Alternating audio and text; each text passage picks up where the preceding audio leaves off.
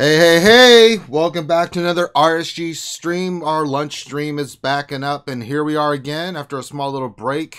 We are up and running, and we're here to talk about the stream, about the game. Kind of chill out with you guys for an hour or so as you enjoy your lunch. If you are listening to this after the stream ends, you just go to the iTunes store and you can listen to it whenever it is your lunch. Good morning, good afternoon, wherever you're at. I'm Ranger J 1999, part of the RSG crew. With me, as always, is Dr. Finn, Medicine Woman. Dr. Finn, what's going on, partner? Howdy, peoples. It is Monday, the start of a work week, and I am tired already. Yeah, he needs a nap and hugs and Twinkies. Also joining us from the RSG crew is the lightsaber builder extraordinaire himself, Sir Loki. Hey, good morning, guys. Good afternoon. Yeah, it's morning there, right? You're getting some breakfast, getting some coffee. I got my protein shake, and Word. Okay. See, very healthy. And then, of course, the man with the plan is always with us now. Our boy Grim. Grim, what's going on? Hi, everybody. Hey, everybody.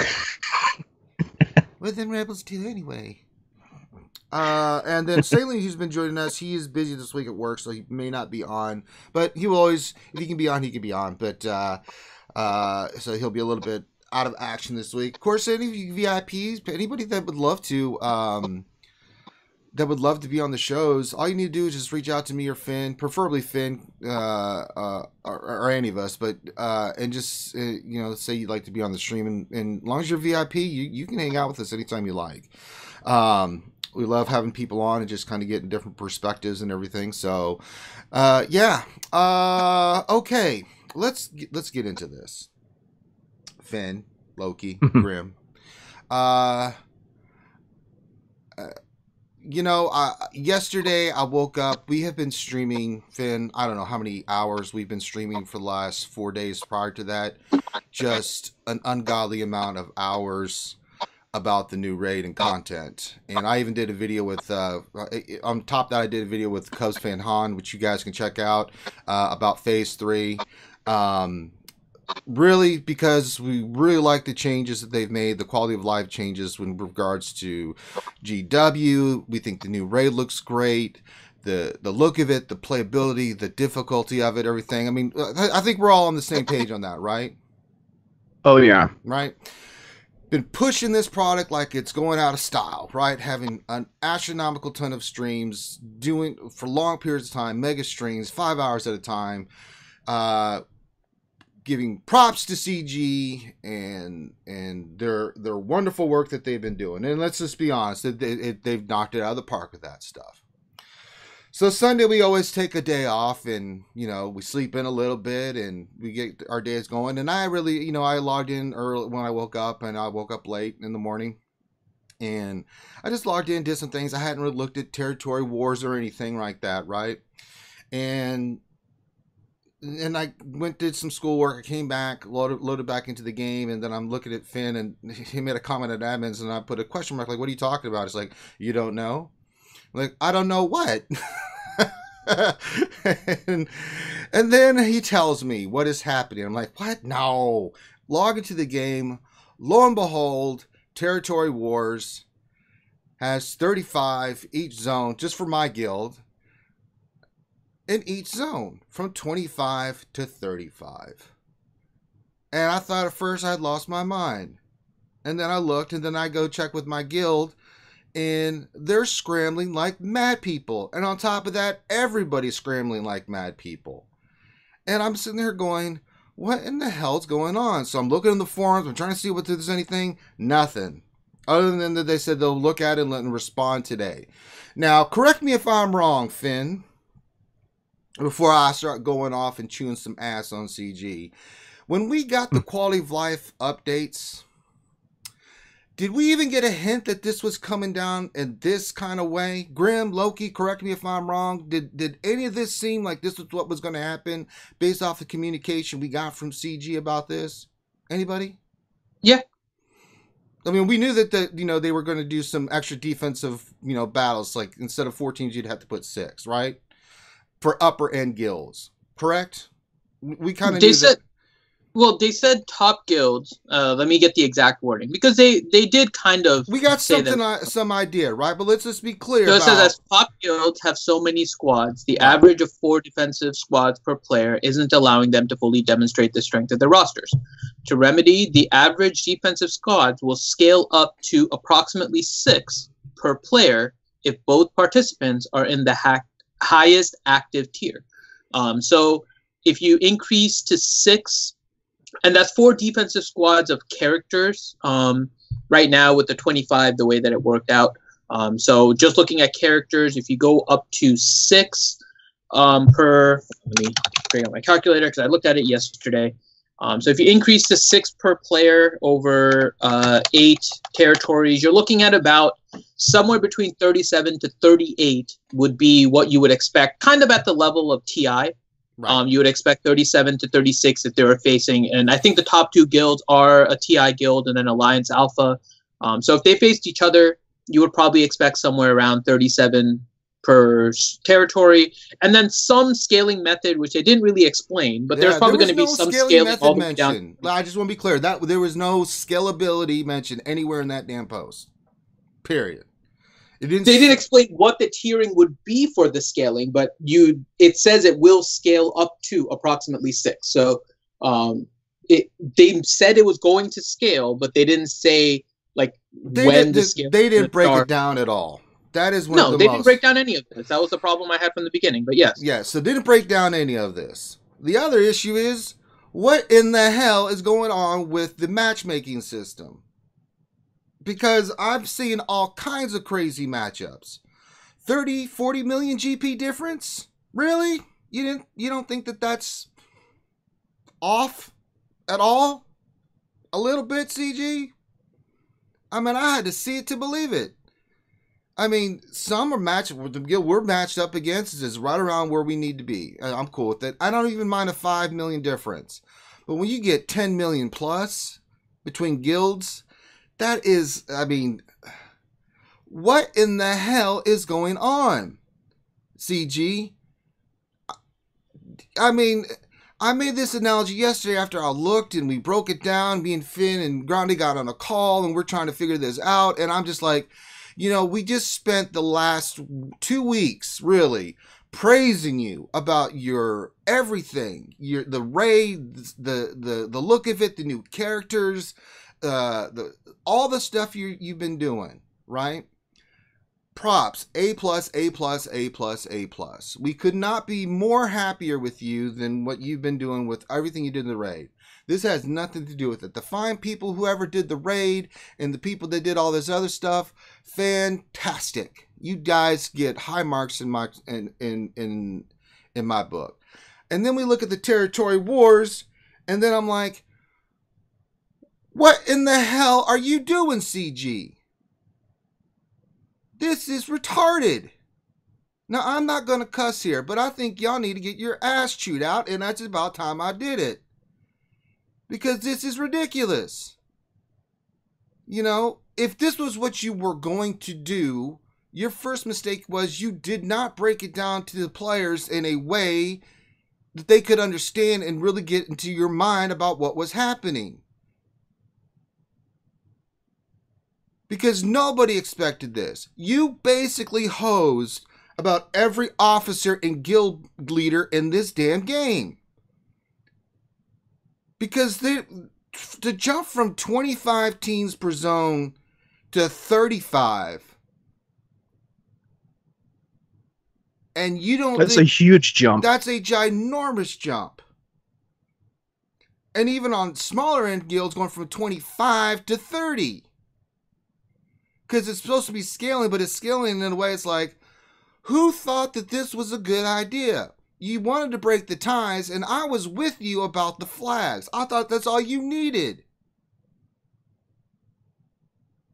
But on top of the flag system, which we haven't looked at and had a chance to play with, but if that's broken, I'm going to be on here again, chewing your ass out again. Because you know what this tells me?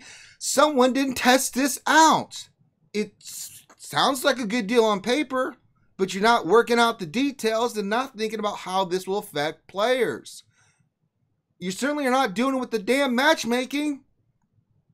Who plays the game over there? Even on higher end guilds. I don't care if the same guilds face each other until they get caught up in GP. When you have a 15 million difference in GP, that's a huge advantage and it's almost impossible to win. I mean, you want to address ties, okay, great. It's an issue for top-end guilds. First of all, what is your definition of a top-end guild? Because if you look at the GP difference, and we did this last night, between 1 and 10, there's a big jump. And then if you look from 10 to 50, there's a big jump. But those teams are all facing each other. It's a guaranteed win on the other side. I don't care what even unless they just go full cheese, and even then. Because the other team could be like, well, if they want to go cheese, we don't care. We'll put our best teams on defense and shove enough to beat them on offense. I mean, it's a mismatched system. I don't know how a company that does such fantastic work with the rate and everything you guys did, it's like you order this wonderful meal, you get a fine bottle of wine, you get the meal laid out in front of you, and then before the person takes a bite of it, they're like, God, look at this. They take a bite, they finally get to take a bite, they take a piece of the fine cut steak and the vegetables great, and then you're just like, okay, wait a minute, you come over and you take a dump right on the plate, like now you can continue on. That's what you just did. I mean, you have caused unnecessary chaos in the game for no reason. Holy hell. I mean, I'm stunned. I thought people were messing with me, and then I went and looked. I mean, this is outrageous. You've got guild leaders and guild officers on all guilds scrambling like mad people. Because your lack of communication on this was so, I don't even know what the word, awful. And your terms of definitions, I mean, how do you make something great and then just shit all over it? I don't get it. It's like nobody tested this stuff out. I mean, it's like you guys, you come up with ideas. You say, well, let's just implement them, and you don't look at it like what will be the ramifications because you don't test it. I know you test some things, and it seems like the stuff that you do test and you get feedback on and you can go back and try to work it, seems fine.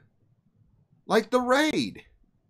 But then we get to territory wars, you make changes, doesn't look like it was tested or was looked at thoroughly enough because now look at the chaos. I mean, people want to quit over this crap. You do this all the time.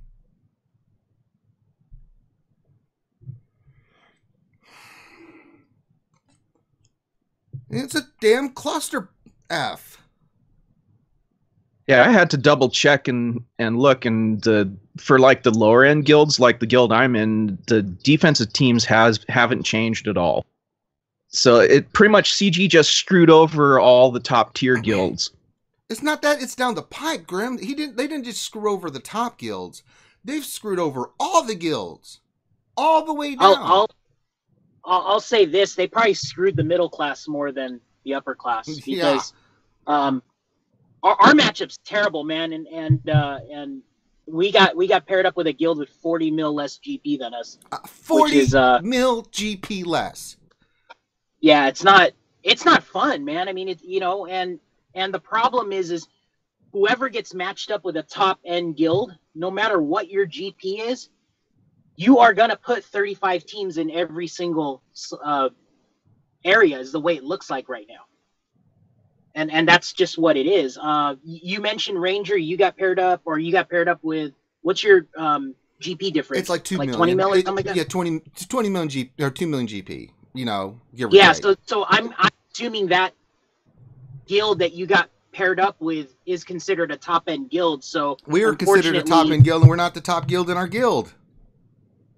I don't understand. Right. No, I'm saying though that because they have 20 mil more than you, it automatically defaults to more teams, right? It automatically defaults to laying down more defensive teams, and I think that's where the coding got screwed up, or they didn't test it, and the matchmaking got screwed up. Everything you mentioned at the beginning of the stream. And it makes you wonder in their little test environments or their little worlds if they have a mock-up or basically a snapshot of all the guilds they have in the real game, so they can actually test it properly and not just using one or two guilds in a little test world and going, hey, look, it works, and then they launch it, right? That's what I'm hoping they do. But that's probably what they do.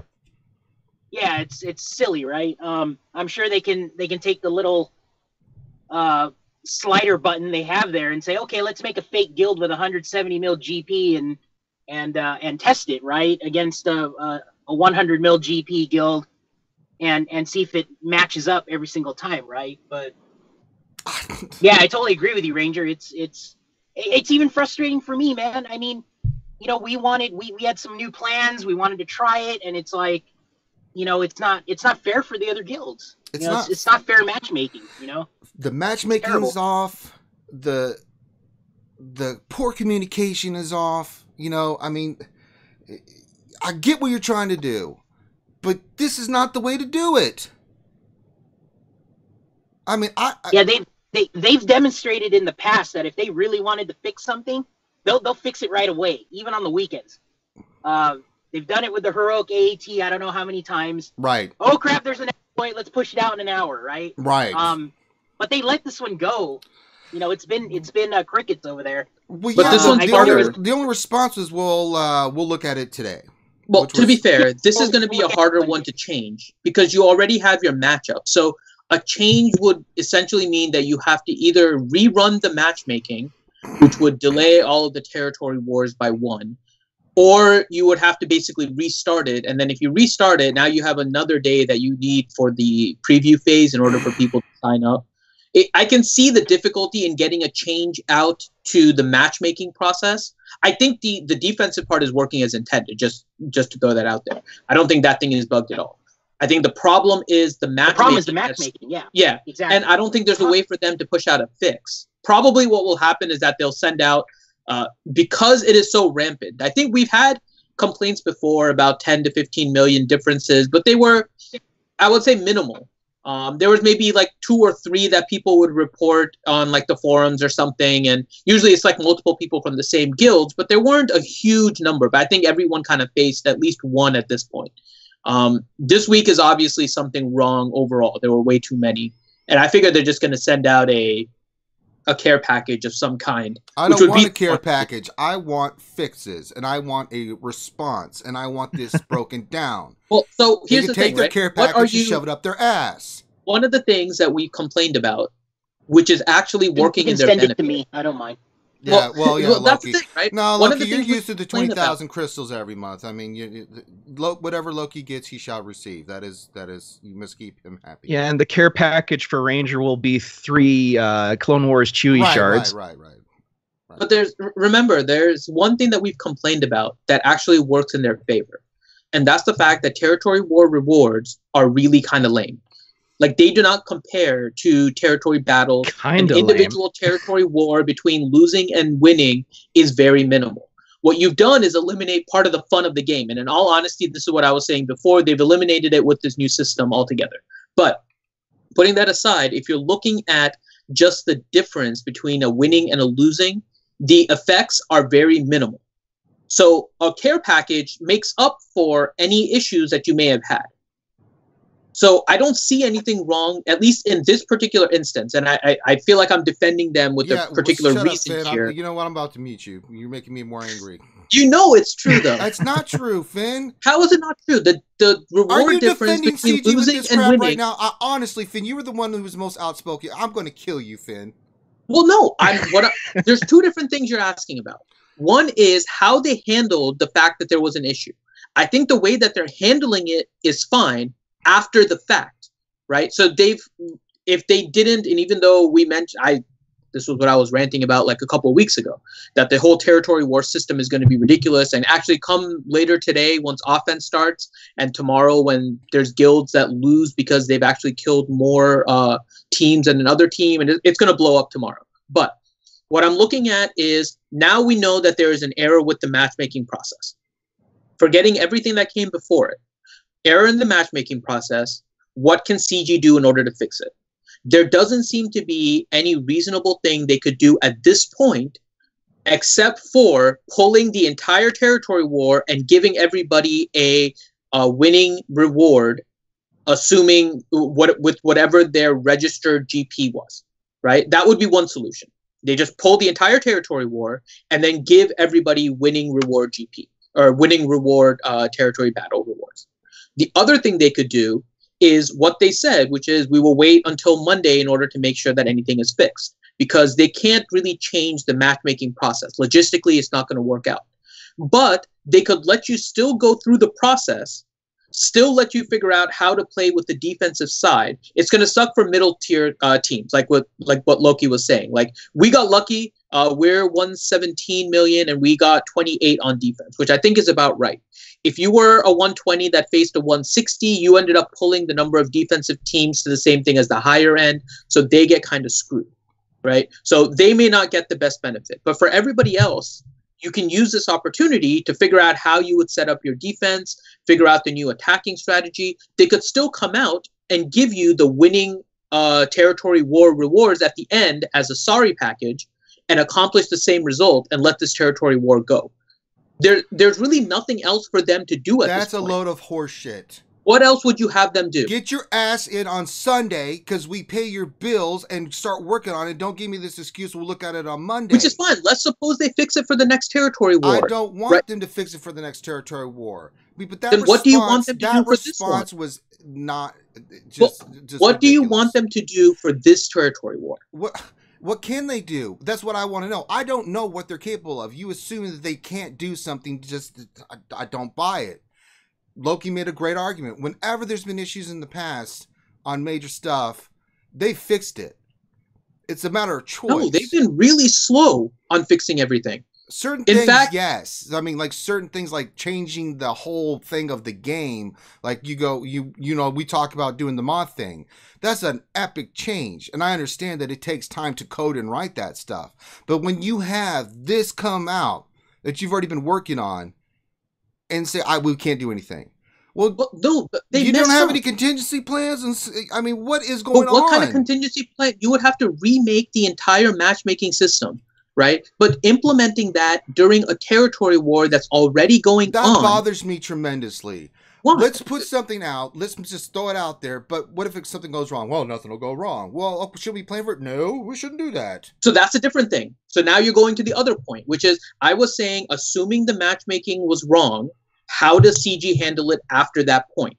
That's fine. What you're addressing is before that. So now they are releasing new content that is obviously not very well tested. So there's two different parts of this. How are they handling it after the fact? Which I think they're handling it fine. They're handling it fine after the fact, assuming, and I'm going to put this caveat, that after this territory war is done, they send a care package that I would assume is going to be the equivalent of a winning GP. I think that would be the fix. Don't send me a care package. I don't want it. I'll take it. I'll take the Zetas and everything. I'll take the 20,000 crystals you give Loki every month. That's different.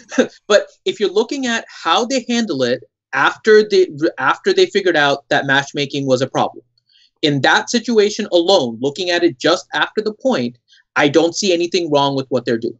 I don't see any way they could have changed the match. I don't see any way that they could have, if they wanted to, pulled the entire territory war. That was a potential option. They're not going that route. If they give you the rewards of your current territory war, plus they give you winning territory war care package as well, in order to apologize for the complete mess up that they did, I'm okay with that. Now, what you're talking about is they got to the point of the mess up.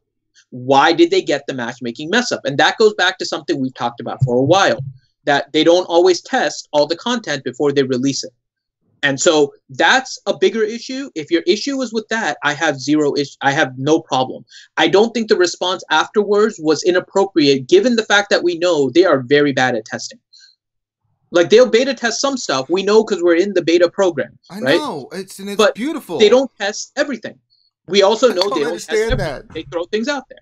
So we have to go on the assumption that they don't always test everything. And when they don't test everything, they release things, and it's almost like what you're saying. They cross their fingers, hope everything works out, and things don't always work out. And that's been a problem with the management that I've talked about since the beginning. I've made it clear. It's not that I can't spend money on this game. It's that I won't spend money on this game. And that's because oftentimes, quite often, even when you start to feel something is good, they prove that the management of this game is not as invested in this game as the players are. And so that's going to be a long-standing problem. It's going to be something you have to deal with. I'm no longer even concerned about that. I'm at the point where, okay, the management is just going to screw up. I'm just going to focus on what's going to happen afterwards because I expect them to have major mess-ups because they're not testing things properly. And because they're not testing things properly, let me look at what's happening afterwards. And afterwards, in this particular case, I think they're handling everything fine. Again, assuming that they give you something at the end in order to compensate the community. If they do that, I'm fine with the after handling. They have to reorganize their entire management process, starting with all the changes they made to territory wars, which are ridiculous. Then the whole problem that matchmaking really blows my mind. They've been doing such a outstanding job with their communication. I mean, we got the Sith raid. I mean, they were on it like a blue bonnet. They really were. They broke that crap down. They've been doing it. I mean, all their communication of late has been really, really on point. You know, here and there, maybe they missed something. This is a big kind of a miss. You know, I don't understand how you can be so fluently good over here and just fluently bad over here. It's just mind-boggling. Grim, am I smoking crack? What is going on? No, I understand where you're coming from. I agree with Loki and Finn and you on most of the points. You know, they probably didn't test it before they released it. You know, everybody wants this, let's throw it in there anyways and hope it works. But they're getting information from the community, and I can tell that they're listening to us because you can tell by the changes, which is a great thing. I'll tell you what's kind of sad real quick is go ahead, Loki. They have they have what, like 45 game changers now, and none of them had videos out about quality of life territory wars. So that's kind of strange that they didn't communicate that with their own whatever game changer group that they have that obviously pumps up and romps their stuff, right? I didn't see any videos out explaining the territory war quality of life changes. I saw 45 other like Sith raid videos, but nothing to that point. So yeah, they didn't do it like they did last time. Communication was really bad. Yeah, it was really bad. Yeah, it was really bad. They should have done videos on this because this is a big quality of life thing with the TWs because this is affecting everybody. Right, big time. I mean, going back to Finn's original, rant a couple streams ago, this pretty much changes the existing territory war. It's completely different. It really is. Yeah, the scoring not just from the top end guilds, all the way down. Different. Even the top end guilds. I don't even think we got enough ships, man. What is that? 70 ships now. Yeah, I don't even know if they want us to We have attack. 70 ships, and we were like, and I'm like, I'm glad I have the fleets that I do that I can put in like a couple. They're decent fleets and 2 really good fleets, but I'm like.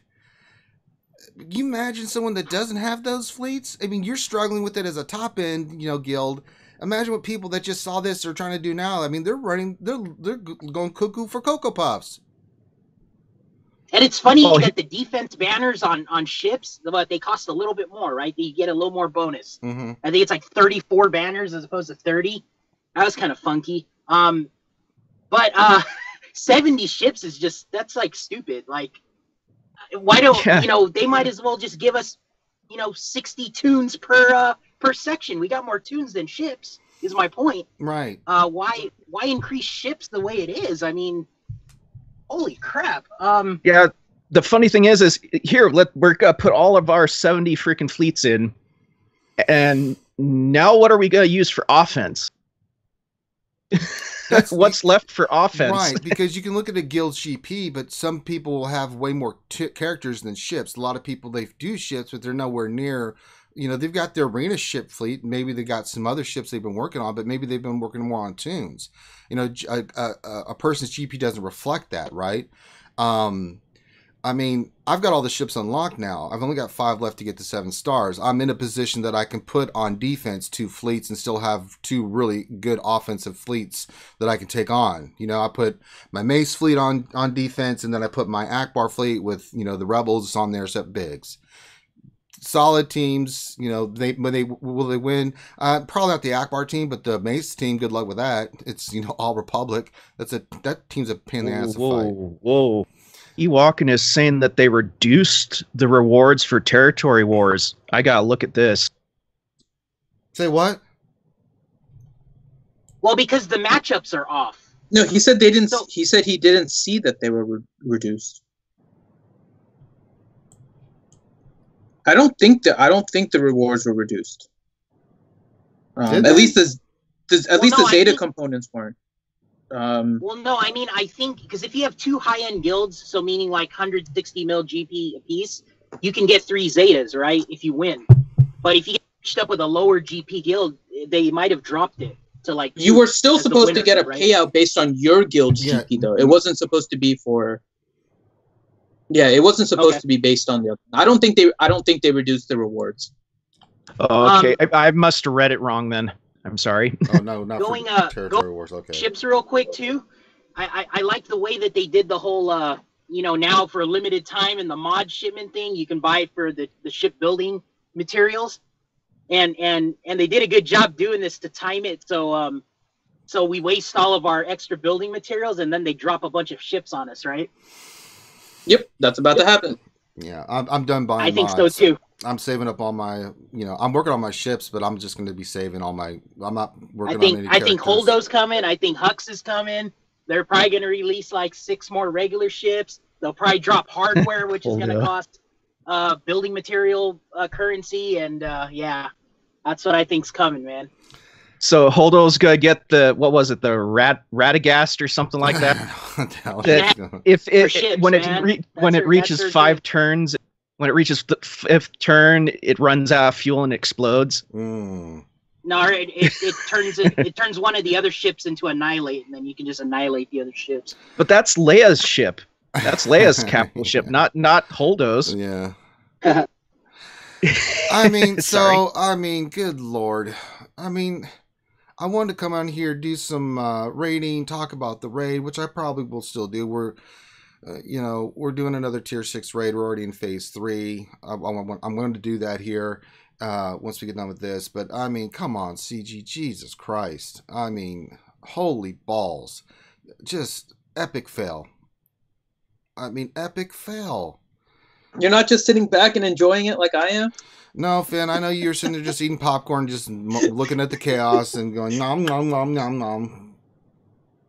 I said this a couple of weeks ago. The whole system is stupid, and they're hiding it behind other good quality of life changes and the Sith raid. And they're going to do this intentionally to try and I throw disagree people with off. you. I disagree with you on the flex. I still do, but you could still be right about that. I still want to see how that plays out. But I was like, we got Luke's opinion about having to put more teams on, and I was like, okay, it's upper echelon guilds, those really, really upper echelon guilds, right?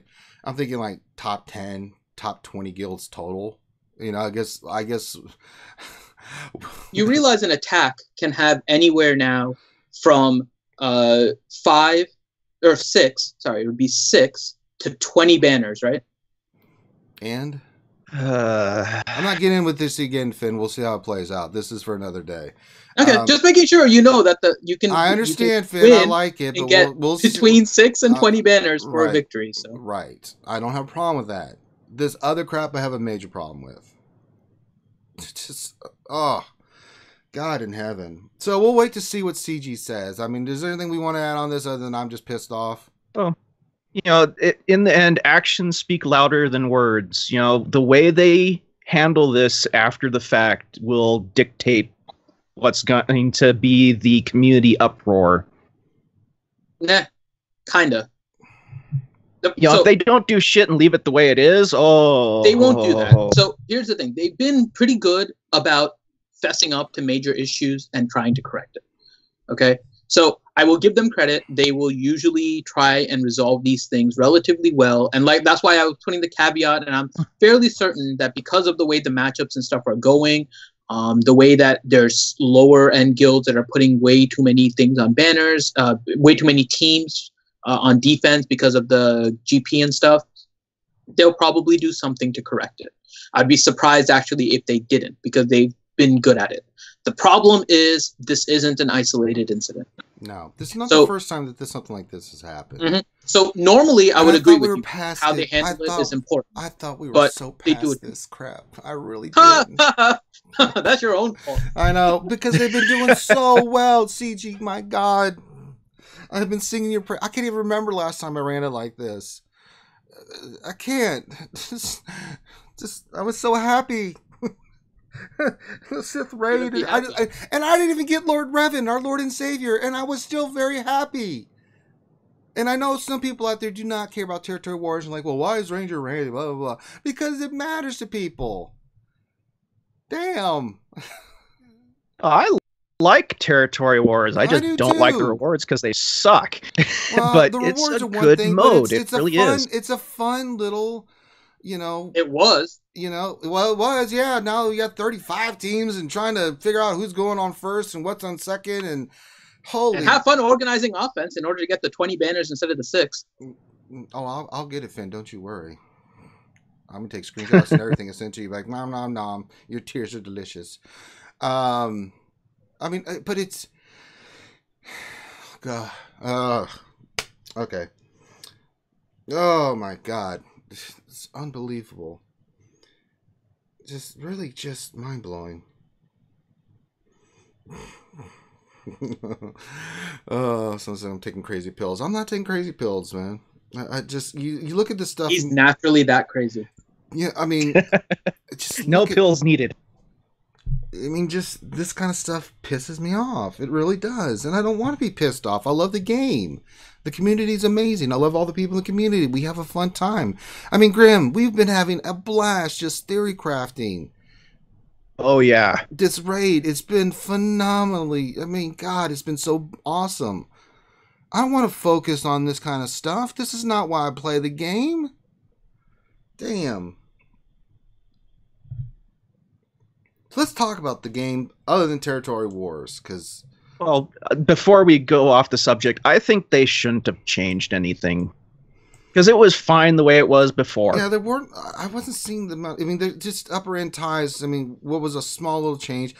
And we'd given some suggestions, but those needed to be kind of be played out a little bit. You know, like, you know... Okay, these are the ideas. Let's test them. Let's get some feedback, and then let's see if those work, right? I know we've given suggestions on the stream, but the way you do it is you take people's ideas, let's implement them, let's test them out, let's see if they work. If not, then go back. And not all at the same time, which is what territory is. Yeah, right not all at the same time. They implemented every single suggestion on a tiebreaker and instead created a new system that reduces ties. That's two different things.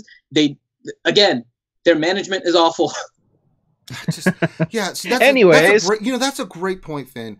We've given tons of suggestions on how you can change it, but you're right on the point there, Finn. Implementing them all at once.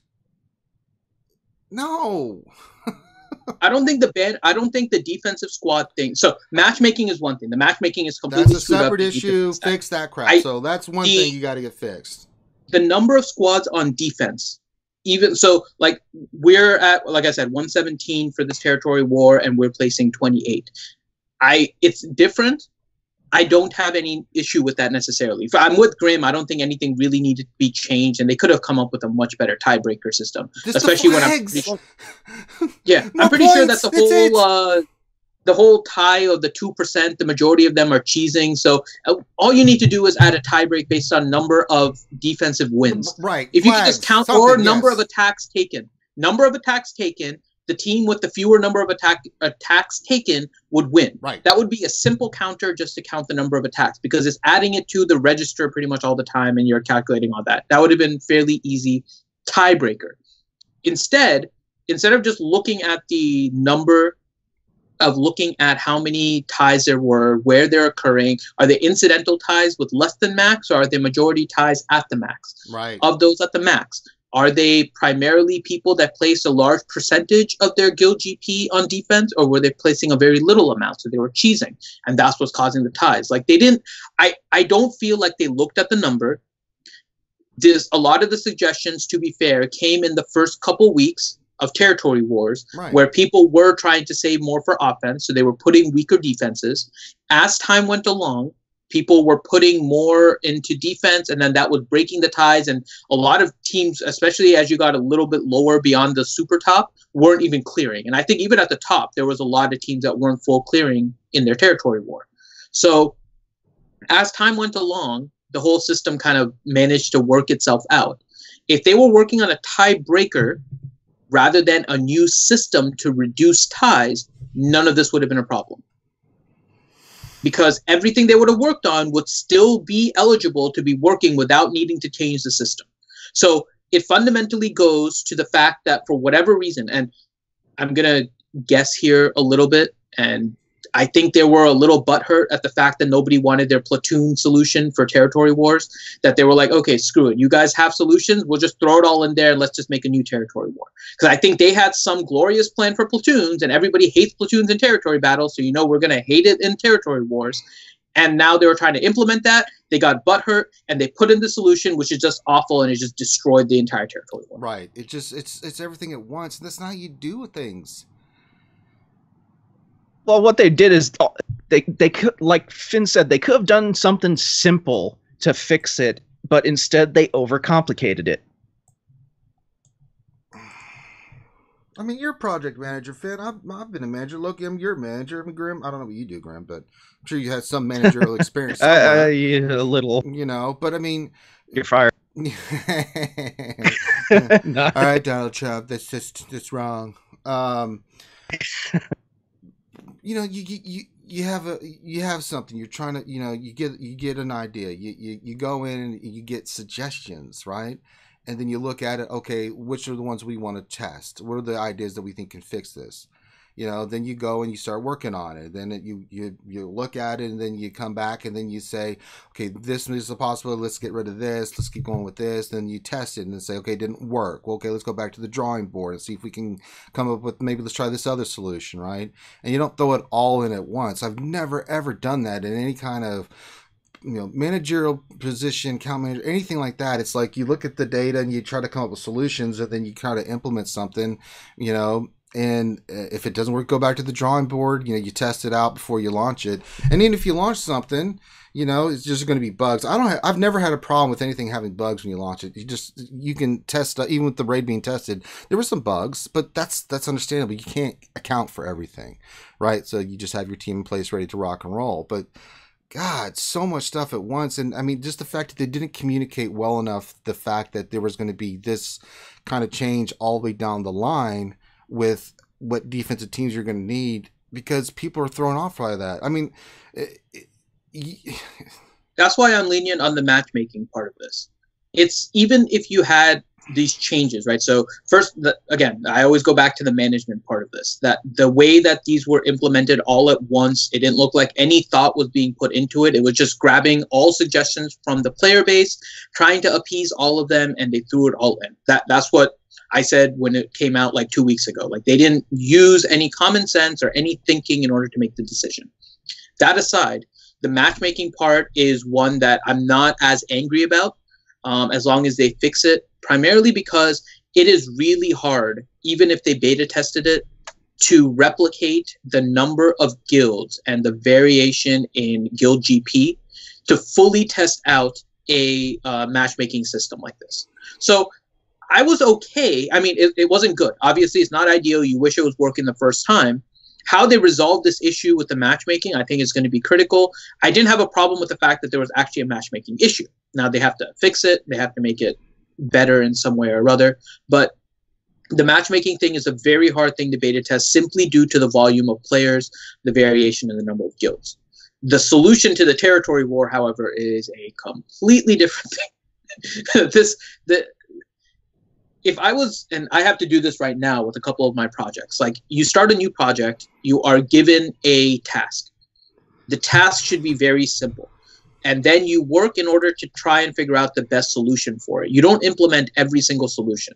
So if I have to implement something for a business and I have to create a project for it, and there are like 5 different vendors that I can pick from in order to try and fix the solution, I have to vet those 5 different vendors. I don't pick all 5 of them and then do it, because each solution costs money to implement. It costs CG money in order to implement each of these different things. So the fact that somebody in management had an employee spend time on each of these different parts of Territory Wars in order to try and fix it when only one was needed, and then you add that to the fact that for over a year, they claimed that they didn't have resources to fix the 600 bug, there is something wrong with the management at CG. Like, they don't know how to manage resources. They don't know what things should be prioritized over other things. It's always like they are trying to hoodwink us into something and then trying to get us to spend money. So they introduce all these new characters. They have the Sith raid. They want you to focus on that. Then they completely mess up a different part of the game. And because there's not as much income due to Territory War, they just don't care. And yet they still spend resources within CG in order to work on fixes that are unnecessary. So this is and I've said this again for years now, it is 100% a problem with management at either CG or EA or whoever is calling the shots about what to implement in this game. Because whoever it is doesn't know the game and doesn't realize what is or isn't important and has no critical thinking skills. Yeah. And this has been something that has been plaguing this game pretty much since inception. They don't have a fundamental concept of common sense and critical thinking when it comes to anything in the game. And it's really kind of sad that it's at this point, because there is a lot of good content that they worked on. Yeah, they just don't know how to manage it. Like, you look at the raid, like, can we get those people to do this other stuff? You know what I'm saying? I mean, like, honestly, I don't know. Let's do some. It's like they had the enthusiasts work on the raid and had the accountants work on everything else. You know? I don't know, man, because there's certain parts of the game, you know, the changes to Galactic War and all this other stuff. It's like, damn, CG, that's all right. I like you guys. That's okay. And then it's like, and then you come over here like, damn, CG, you made me angry. I hate you guys. It's like, Chrome, I am not angry. I have been oh, the Territory been giggling War like stuff, a little schoolgirl. It's true. I'm kind of just amused by all of this. I'm not angry at all. I said everything about Territory Wars like 2 weeks ago. I've been saying the same thing about CG management since I stopped paying for this game about, now it's almost like 1 3/4 years ago. And he's a doctor, folks. And nothing has changed at that point. So for me, this is all amusing because every time something happens, there's always this uproar, like somehow it's a major issue. Like, this is all new. It's the first time they've messed up. No. It's been a fundamental problem with the way it's been a doing while. the game. It's been a while. It's been amusing me. It's been a while, I think this level. Yeah, I it's think still part of it me. is like we have Stockholm syndrome. You know, CG keeps on doing it to us. You know, and yet we keep on coming back for more. Like, we'll be pissed off about this. Yeah, they'll fix it, and then you know, we'll be giving them praise and stuff, and then they'll do it right again. You know, to us right after again in some other area. I mean, I understand it's a company; they have to make money, and I think they've done some really good things, but just it's so helter skelter, man. It's like they got bipolar disorder over there. That's really strange. But I digress. Let's There's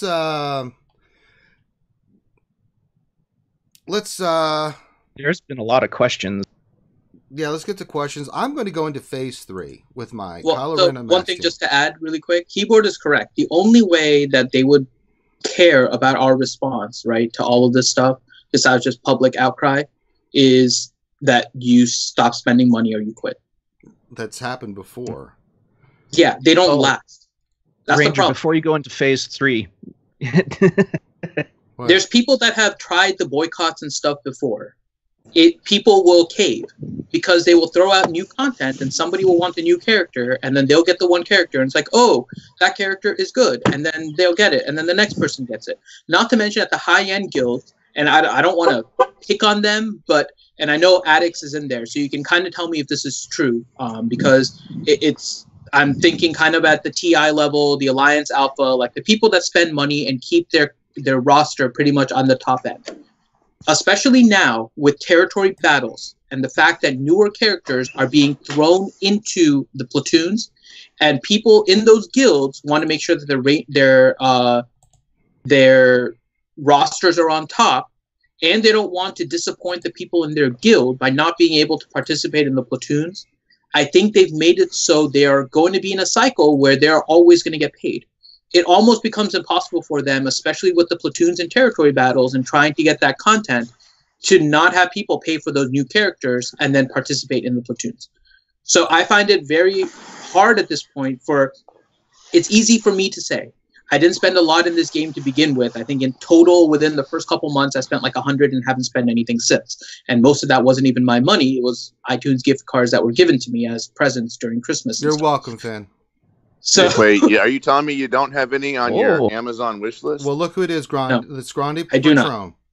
A wild appears. They've implemented a system that always makes it so even if you really want to not spend money on this game because of any issues with CG, if you are in a very, very top-end guild, right, they've made it so all the new characters and all the new content almost fully incorporate at some point or another the new characters they're releasing.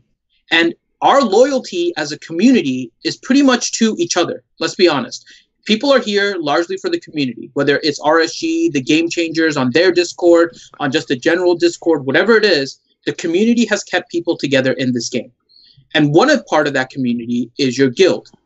And you don't want to, I don't think anybody wants to be in a position where they feel like they're letting their guild down. And if part of that is staying at the top end in order to fill all of your platoons to reduce that, and so you can get your missions done and all whatever it is, the problem is they created a system where it wasn't going to be a problem. So they're always going to get the income, and unless it is a major issue, then it's not going to ever matter to them. They'll do stuff that's PR things like giving out something at the end of this in order to apologize for the matchmaking. I don't think they're going to go back and change anything in Territory Wars because I don't think they care enough. Hi, Grande. Hi, Grande. Hi, Grande. What did I walk into? I went on to Epic Rant again. Not the best Epic Rant, but I was very angry. Dude. I think we've known for a while that territory battles. They always put the new character in. Most of some of the new characters have been great. Some of the new characters have been a miss. A bunch of people have to buy them before we can kind of figure out if they're a hit or a miss. You probably always have, a tenth of the population, a 1/10 of 1% that will buy what they're selling at any given time, and it may not always be the same 0.1% because they, love that. They love that particular character, or because, the kit looks good, or because, they have the money to spend on it, whatever. I think part of what it goes down to is when have they been hugely successful and when have they kind of fallen down? And I think that when you look at when they've been hugely successful and when they've fallen down, I think it goes back to making sure that they have really great communication. It goes back to making sure that they have plenty of play testing before something goes out in the wild. And I mean, maybe that's with a small group of just the Game Changers. Maybe that's some kind of an open beta. Maybe that's just a lot of conversation back and forth between the developers and the I wouldn't necessarily say they have to be high-end roster players, but the passionate players, right? I think that is that's what helps the experience, and that's what helps it be great. Now, the other thing too is, let's keep ourselves in perspective a little bit. We are on the cutting edge of content, and there are a lot of players, probably a huge amount of players, that didn't see any difference at all with TW versus what they had, 10 10 or 15 days ago when they played it the last time. And that's because their guild GP, everything else was not large enough that the modifications made and what the top 200 guilds saw is not what they saw at all. If you're in a guild that's, maybe has a GP rank of, 4,000 versus a GP rank of top 200, you probably didn't even notice a change. So I think we do need to be a little bit careful about realizing that some of the problems that we are talking about are problems that you see because we are elite players at the top. Should they cater to us? Maybe. Should they not cater to us? Maybe. Should they do a little bit of both? Probably. We probably pay more, and we definitely advertise more for them than other people, and so maybe they should treat people that pay more and help promote their game more. They should give them a little bit more credence whenever they say something. Typically, they do. They may not get it right on the first time, but usually, if we push through, they either get it right or they remove it. We've seen them modify the Rancor. We've seen them modify the Heroic AAT when things weren't quite working correctly, and we've also seen it where they've completely removed a game mode like key cards way back in the day. For anybody that remembers key cards that's been playing for 2 years plus, or they've removed things like tournaments, or they removed things like complete tables. There used to be a training droid and credit table, of all things. So there have been 3 or 4 items that have been completely removed from the game that some people don't even know about because they didn't work very well. And there have been a lot of things that have been modified as we go along. So I think what we're talking about is the process here that the modification happens. Now, the process here that how change is affected. This is what I think of as being like the consistency that we say every time. I think it needs to go back to a lot of two-way communication and then a lot of testing before things come out. I think those 2 items would help out a lot. I loved it when they did the open beta. I thought that right there was huge.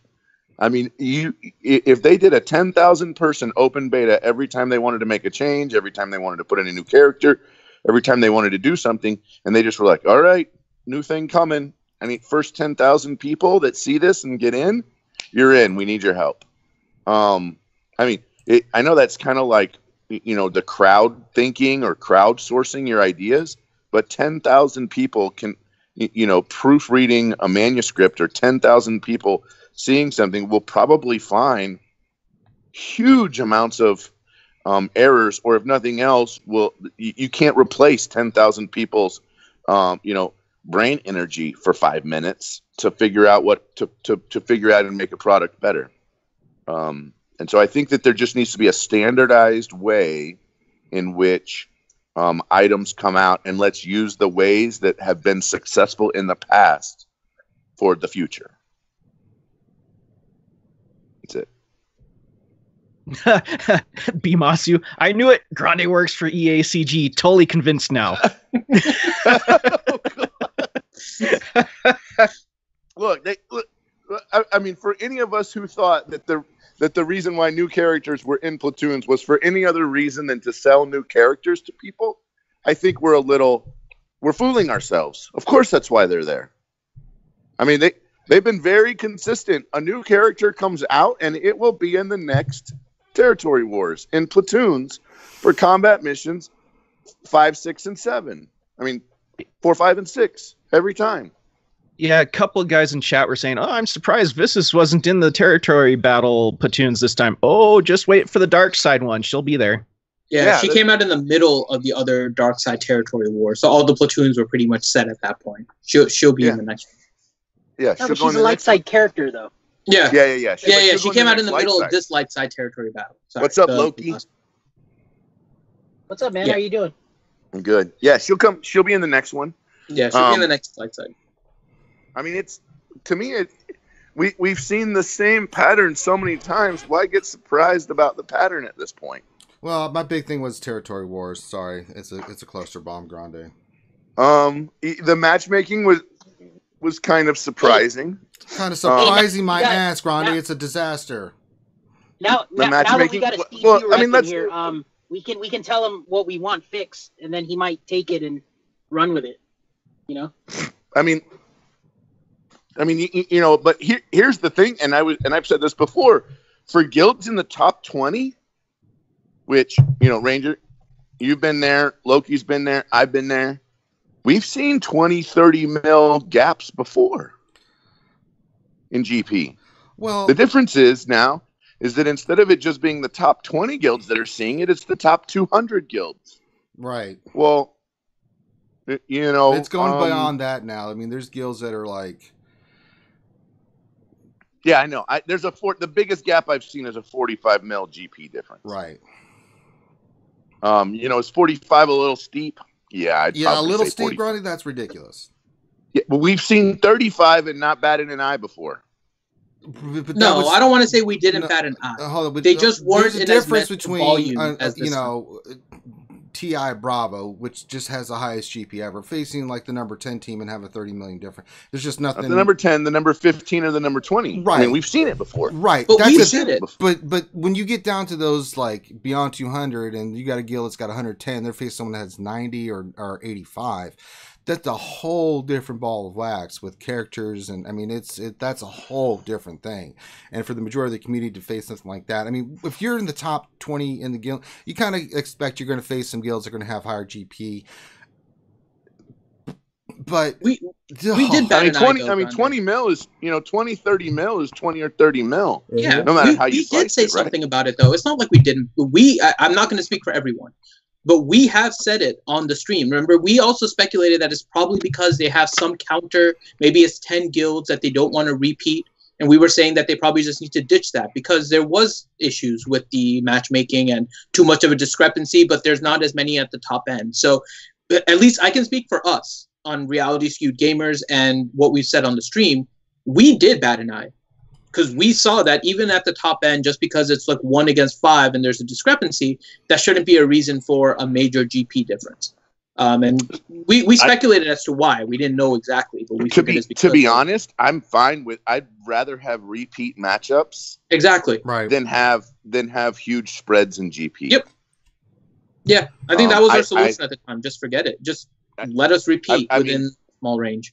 I mean, you could. I mean, if you're going to do a counter and maybe go 5 up and 5 down, and be like, okay, this Wow. is this is Did you it. see that, Ranger? Yes, I just did. What? Mad Dad says one of our alliance guilds has a 60 million discrepancy. I know the guild they're talking about. I don't know if it's quite 60, but I think it's. I know it's really big. It's 45 at least. It's pretty. Stupid, So what- man. Yeah. It's pretty. Number, Grande. What's it the should- magic number? Yeah, what's the Yeah, magic should- number you go, yeah, I'll poop my pants. I mean, What- it's a bunch. Did you put in the It's a programming, bunch, Grundy? man. Come on. It's a. I mean, we get. Loki and I guild got matched up against a guild, and we started looking at their stuff, and I kind of felt sorry for them when we got done looking at the matchup, and I was like, oh man, I mean Good Lord. it's a 34 mil discrepancy in our favor. Man, It's if it pretty was, steep. we were going up against a guild that had a 60 mil advantage on us, I wouldn't even bother doing this territory war. What's the point? You're going to lose. Yeah, you probably Regardless. at that point should cheese the heck out of your defense and just have fun on offense. I mean, I mean, you can't make the matches, right? Anyway, so definitely some matchmaking needs to happen. I also feel like potentially, let's say you did want to have guilds that had a huge difference in characters happen, right? You wanted to be able to let a 60 mil guild match up to a 160 mil guild match up with a 110 mil guild. There has to be some way to handicap that higher guild so that you can do that. I mean, we have some very old systems like in golf where you can have 2 players and one player is a scratch golfer and one player, which means they're gonna shoot about, they're gonna have about 72 to 74 strokes, and you have another player, let's say that's 100, that's gonna be 30 over that. There is a way to let those two players play against each other and play against the field and compete. And the deal is you give that scratch golfer a disadvantage of 30 strokes. And so they have to make up that handicap in order for the scores to be equal. There are plenty of ways. I mean, I keep going back to golf references, and I don't know why, but it's really easy. Plus, it has 200 years, and it's been changed so many times. And I guess I've played in a bunch of golf tournaments. But there are plenty of ways to make the discrepancy more fair between two groups. There's plenty of ways to do that. I just feel like they need to come up with a way that lets that happen. Becomes much harder with the new scoring system. Yeah, we'll see. So check this out, right? Finn and I actually discussed this offline after one of our streams. What if, so for example, if you got 150 mil GP top guild and you're going up against a smaller GP guild with, like, let's say 100 million, right? The way you could probably implement a handicap or some kind of an advantage for the lower end GP guild to be competitive is you basically limit the amount of power, because they have a power rating, right, for every squad.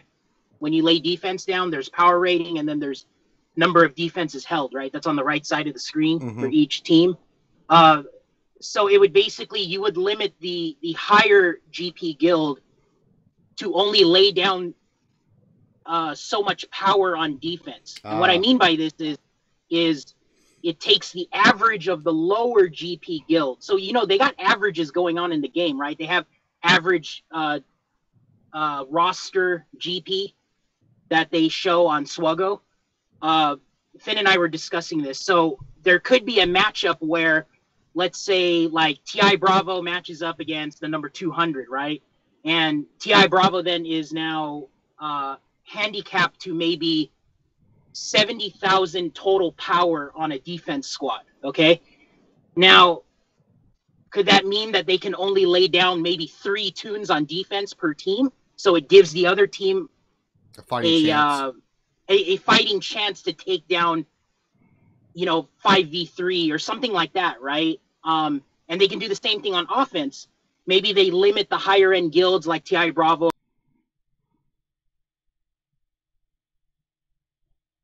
You could only send in 50,000 power of offense going in, right? So now you're forced to go 3v5, right, against the lower end GP's max team, so to speak.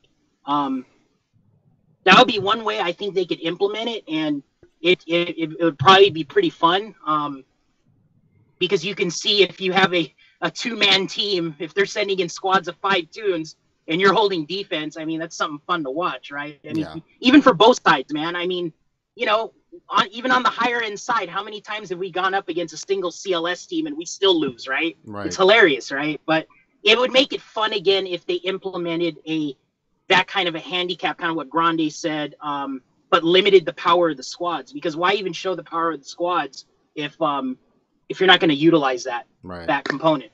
I mean, you could do all kinds of things. You could have the guild with the higher GP put up 7 squads, and then when it's done, you randomly take 2 squads, take 10 squads that they have in each section and flip them to the other side, and they have to fight themselves plus the other 25. So you're fighting 10 of your own squads that you put up, plus you're fighting 25 that they put up. Right. I mean, you could do all kinds of ways.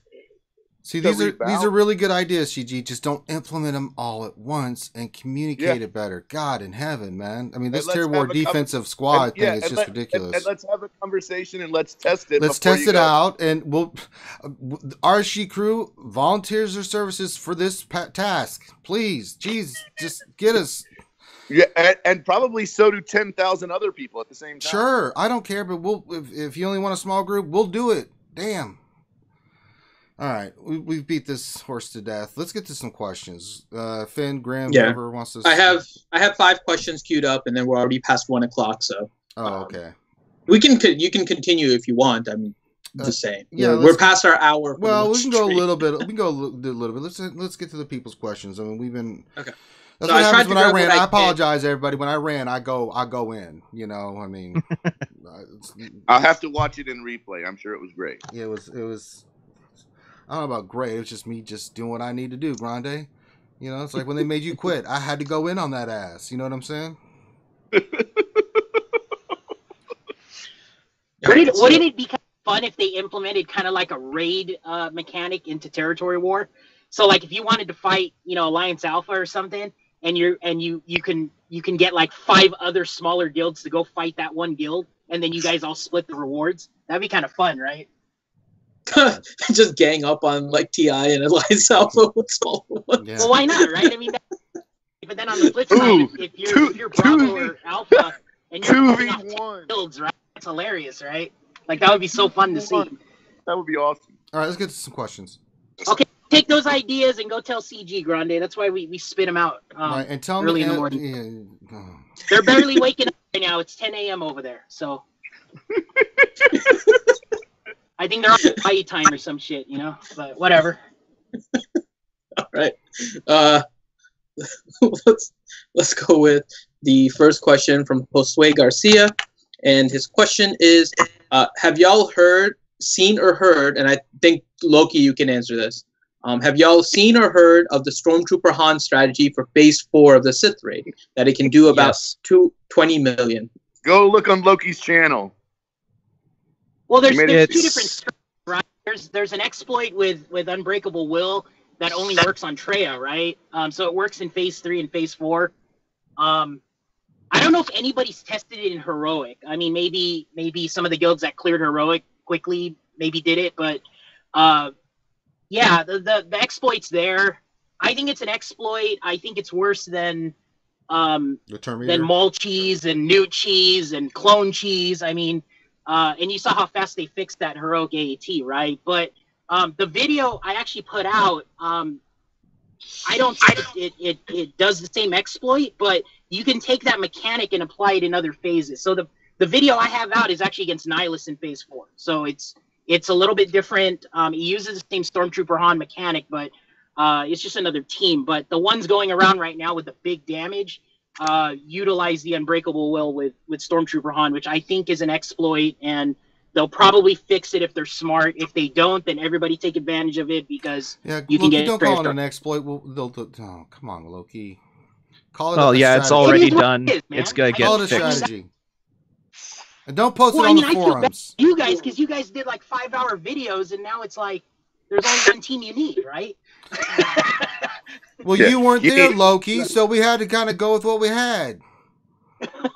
Well, no, I mean everybody's got Stormtrooper Han. Come on, we didn't know. You don't even need good. He's the login. He's the login character. If you don't have him, you will by the end of the month. Yeah, there you go. I'll give a shout out to Bradzo. I mean, he put up probably the best one, man, which was that Wiggs team. It was like Wiggs and Stormtrooper Han. I go, holy crap, that's awesome. Because you don't even need any of the high end characters. You just need Wiggs and Stormtrooper Han and probably Jin, and that's it. And Jin and that's Leia. all you need. And Leia. Go. So you don't need Nihilus. You don't need you don't need Wampa, right? I mean, there's some with Wampa now, but it's like you can use legacy day 1 characters, man. Well, the one that I saw was the CLS OG Han, Leia, ST Han, and First Order Officer, I think it was. Yeah, I think McMull put out a video right now with that one. Yeah, the 29 million one. Yeah, I mean, I don't know. I mean, I think it's an exploit, but you know what? Hey, if they're going to let it go, then everybody do what they need to do and then just plan Phase 1 and 2 and maybe Phase 4 Nihilus. That's all you need to plan for at this point. So Phase 2 and which is good. Phase 4 Xylo 1111 is saying that they probably know and it's intentional since Stormtrooper Han was the daily login. So you're saying that this doesn't work in Phase 3? It does work in Phase 3. Ooh. Anything with Trey that's gonna work. So the team is Biggs and Wedge, Stormtrooper Han, Jin, and Leia, and you just go in there and just what you get Han taunts. You keep getting turn meter. It's got to be Han taunts, and then you got to see. Here's why I think it's an exploit, because you have to put Unbreakable Will on Han while he's Correct. taunting. That's Correct. the exploit. Not Stormtrooper Han is not the exploit. It's the mechanic of combining those two abilities. Is Unbreakable Will and draw fire from Stormtrooper Han. So I wouldn't Stormtrooper consider Han that an takes it. exploit then. I wouldn't either. No. It's not an exploit. That's a mechanic more than an exploit. Yeah. So was Nutini, It's though. not a bug. Nutini was the mechanism too, and they changed it. No, I mean Maul was a mechanic. They changed it. Mhm. They've changed several Yeah. mechanics in the name of exploits before. Yeah.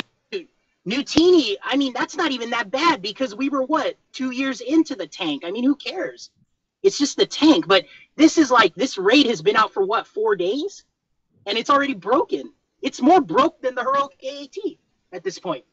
But we haven't seen the heroic one yet, so a lot of people haven't. So I think the heroic. Which one, Nutini? No, heroic on this one, the Sith raid. Well, I mean, Well, Ti I mean, already did it. Well, Ti Bravo Sith was Ti right. Bravo. I mean, No, that's there's a TI. bunch of guilds that have done it now. oh really? Well, No, some no, of them are it's not hacks. Like one of them was like a heroic. 70 It's million. working.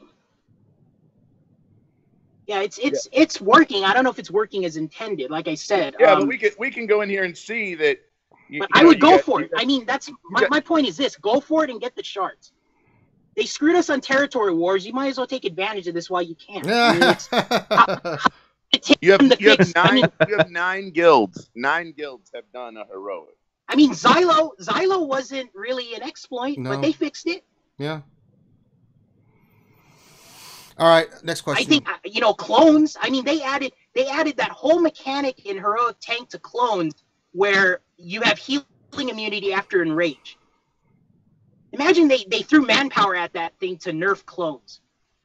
So I'm really surprised that they let this one go. Now, Well, they can still- going back to it's- Stormtrooper Han by himself, he's fantastic. He's going to work as intended, but I don't think he's working as intended with the Unbreakable Will. That's all I'm saying. All right, let's get to the next question. All right. Next question is from King Castern. And he says, hey, RSG crew, it's been a few days since I've been able to catch you guys and haven't had time to watch all of the weekend streams. Yeah, It's okay. We had a did lot. It's not your fault. So, any good updates on good Sith raid teams without Jedi training Rey? If so, what phase? That's a great question. I haven't had much luck with the Sith. Anybody here? No. So What you was- can't what was the land question? debuffs right No. now. What are good teams for the Sith raid in each phase except for Jedi training Rey? So, excluding Jedi training Rey, what are some good Sith raid teams? Oh, Sith raid teams, not just the Sith themselves as a raid team. Yes, teams Okay. for the raid in each phase. Troopers the are really good. Lead is really good. In phase 2, Nihilus lead against Scion with Sith Trooper, because they heal themselves. All the Sith heal themselves, so it can go the distance, and you can probably get a couple mil out of it. It works. He's going the distance. I like the stealth teams. The stealth teams are very interesting. Like the Newt Gunray leads with the Princess Leia. You could throw in whoever else, Geospy, Jawa Scavenger, Jawa Engineer, Night Sister Acolyte, and then if you keep either a Scarab Rebel Pathfinder or a Night Sister Zombie in order to taunt, that's a pretty neat team, especially in phase 2, because you just keep on stacking that cycle of pain and suffering, and you just keep on wailing away on Scion.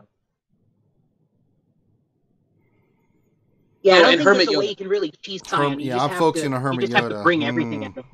Mm-hmm. Give me some Hermit Yoda. I'm farming the hell out of that little green frog. That's the team I can't. Troopers, I think Troopers are good. If you have the Death Trooper, Death Mark, that thing does big damage, especially with multi-hitters. So I think there was a team with Rebel Officer Leia, because she hits 10 times on her AoE. Mm-hmm. And then if you Death Mark somebody, if you Death Mark Scion or something, then the 10 hits will do 20k in heroic and 45k in normal, or tier 6, right? That's a fun little team there. Yeah, Deathmark is amazing. Yeah, and then Troopers is good. Like, I like Thrawn lead with Troopers. I think it's really good. I'm finding out. Really? You really Over don't need General tanks. Veers? Zeta Veers? Well, you Veers look, too. Zeta Veers, you remember you're Zating his unique, not his leader. Yeah, you run that's Veers true. under Thrawn lead. Because Thrawn is your healer, right? Any of the leaders where they can heal, the entire team worked really well. I think there was a Gar Saxon team actually that did pretty well, like in phase 2. Yeah, the sync Urban team. happy. Yeah. Any of the healing leaders, I think, are going to shine in this. Now, is that Zeta Thrawn or just his Omega ability? You need the Zeta, yeah, because they're going to gain protection and health and turn meter with the buffs and all that stuff. Okay, gotcha. Yeah. All right, next question. All right. Next question from Nathaniel Morgan. So, Finn, when they drop 6-dot mods, will they take your suggestion of upgrading 5-dot mods or just make them obsolete? They need to play test it. They need to play test it. They need to play test it. Yes, take and all I'm these biased. ideas and test them. See which works, which doesn't. They get feedback on the I'm three changes biased, and and I then like they my do idea. Open beta. I'm biased and I like my idea, so I hope they use it. Yes. We'll call I like Finn's idea too. I think it would be really good, but it also depends on who they have do it. If they let the accountants take over it, they're gonna make them obsolete. Oh no.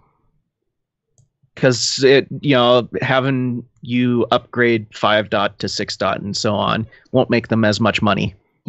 You still need a lot of credits, because even in my idea, I tried to take the business aspect into account, and you would need to take all of your 5-dot mods first to level 15, and then you could upgrade it and you get a level 1 6-dot mod. So you would keep the stats from one of them, so you could still keep like the speed secondaries or whatever, and they would level up equivalently, but you would have to level it up all the way. So you would have to pay essentially for leveling up 3 mods to level 15 at Mark 5.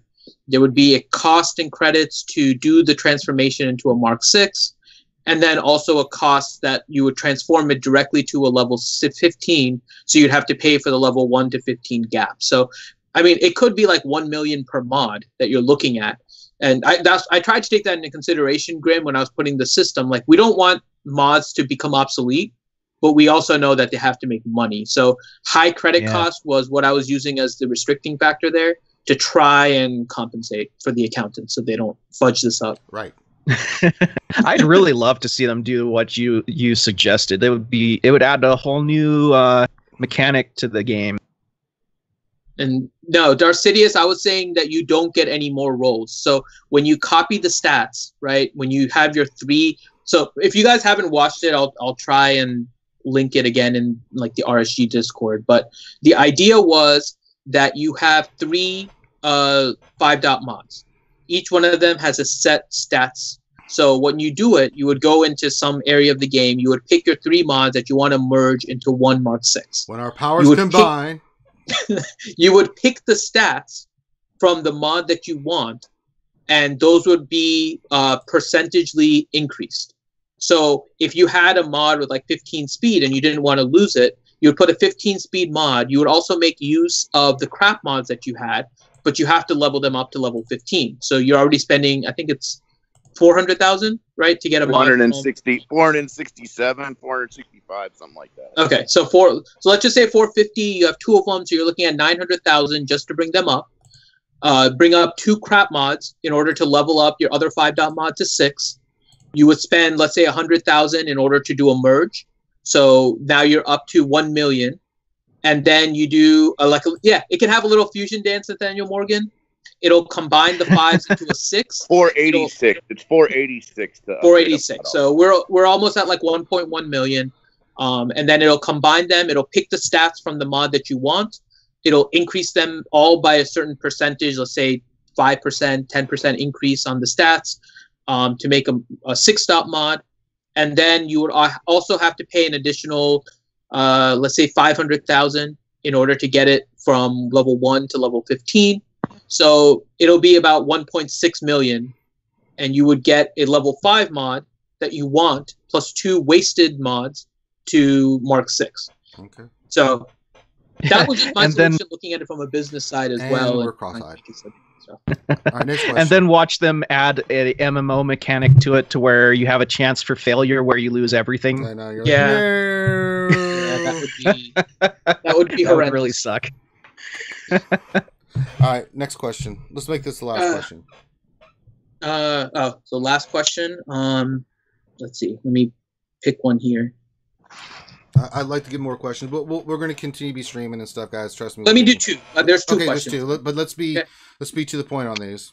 Okay, so the first question is from Fatality V2. So Sure. we were just talking about a lot of the game and stuff earlier, right, with your rant. So the question from Fatality V2 is, do you think, and the rumors are out there, do you think things would improve if EA lost the Star Wars license? I don't know, but then who are you going to get to replace? And then Activision, No, Blizzard? It wouldn't. I don't know about Activision. Blizzard, I would pee my pants because you can say what you want about Blizzard. For the most part, you can't argue with their success. So that was one Oh, question, so I figured that out there. The other one is from Addicts Mathma, and the question is going to the territory war matchup. He says, should the top 5 guilds always face each other? Should it be opened up to the top 10? What would be too much? Would people get frustrated playing the same people over and over again? Well, it won't stay that way because as people's GP goes up, right, you reevaluate. It's like kind of like the college football poll, right? Everybody gets ranked based off of, as they catch up, right, and get to a certain point, right? It's an ever-evolving thing. It doesn't have to be a static thing, right? You can make a top 10 or you maybe make a top 20, maybe start with top 10 until certain guilds reach a certain GP threshold where they're competitive or they're within a certain percentage, and then you move them up into the next tier and stuff. But it could be an organic thing that's constantly moving and evolving to where it changes so that eventually you have more diversity. So that's what I would think. All right. Is Grande still here? Do you have any thoughts on that? Sorry, work got with me. Can you repeat the question?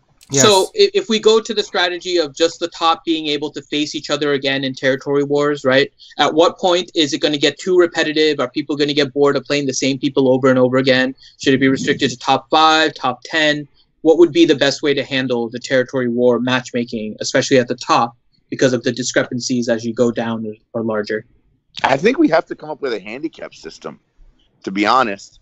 I mean, anytime 2 guilds face each other and one guild and one guild has, I don't know, 1,400 more gear 12s than the other, you're making a David and Goliath situation. Is it possible that one guild can throw a Hail Mary? Absolutely.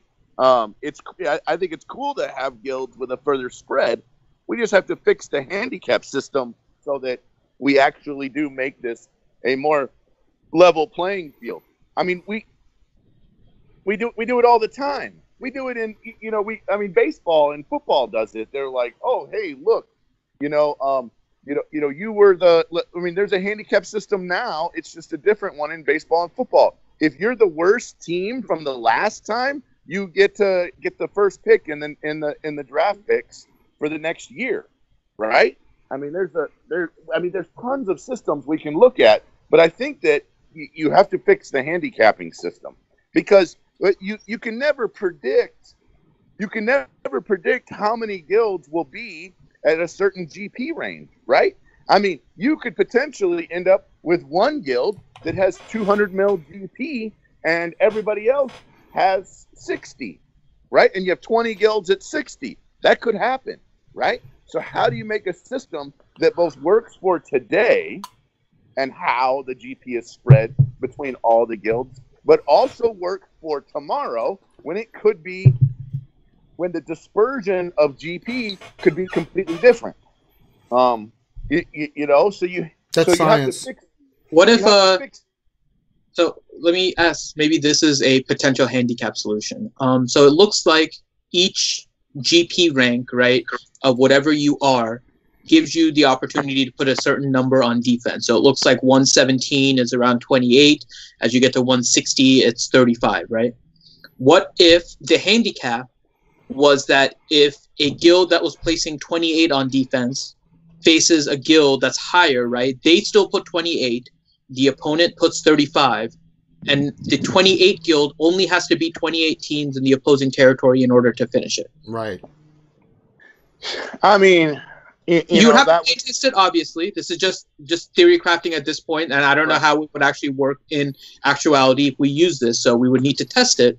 But what if you could kill a reduced amount based on your own GP, so it's still kind of fair, that the other team would have to put in 35 because of their roster size, but because your roster size is smaller, you only have to be 28 in order to defeat the territory.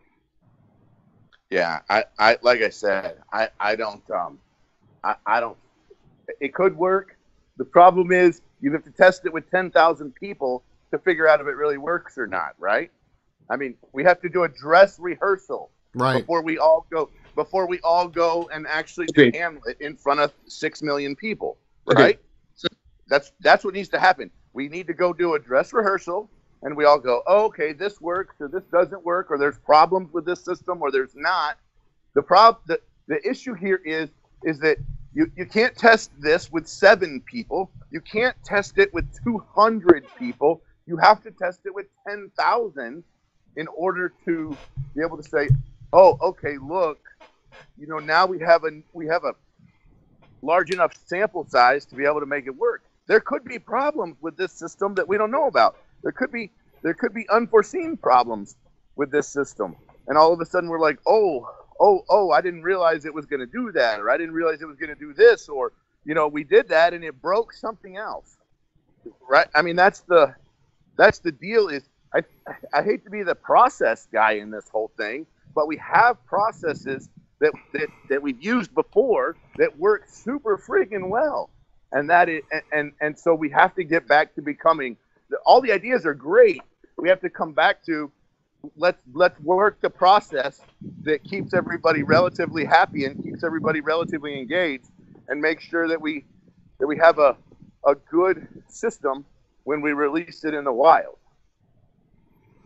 Agreed. All right. So hour and a half. I think we're gonna end it right there.